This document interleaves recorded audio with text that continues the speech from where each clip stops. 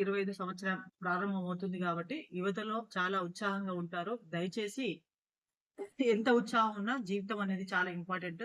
మీరు ప్రతి సంవత్సరం ఇయర్ మారుతూనే ఉంటది. అది మామూలే.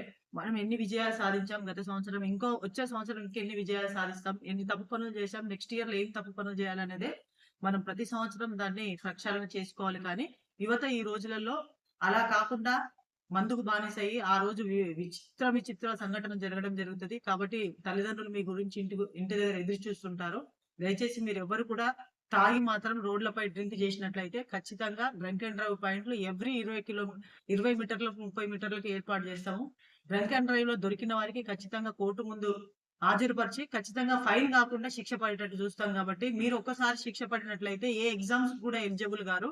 దయచేసి మీకు కోరుకునేది ఏమంటంటే మీరు సెలబ్రేషన్స్ చేసుకోండి గానీ, ఒక ప్లేస్‌లో మీ ఇంటి దగ్గరనో లేకపోతే కూర్చున్న ప్లేస్‌లో మాత్రం సెలబ్రేషన్ చేసుకోవాలి.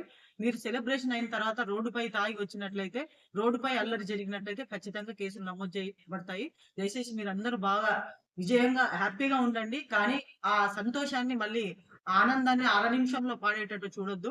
దయచేసి మీ తల్లిదండ్రులకు కన్నీరొచ్చేటట్టు చూడొద్దని మా మెదక్ జిల్లా పోలీస్ తరఫున కోరుకుంటున్నాను. ఇంకోటి మీరు ఆనందంగా జరగడానికి పాటలు పెట్టడం గాని, డీజేలు పెట్టడం గాని జరుగుతుంటది. దయచేసి పక్క వాళ్ళకి ఎలాంటి అభద్రతా భావం జరగకుండా వాళ్ళ నిద్రను మీరు డిస్టర్బ్ చేయకుండా ఉండాలి. అలా డీజేలు అలాంటివి ఏమైనా పెట్టినట్టయితే డీజేని సీజ్ చేయడం అయితుంది. డీజే ఎవరైతే రెంట్‌కిచ్చారో వాళ్ళ పైన కూడా కేసు నమోదు చేయడం జరుగుతుంది.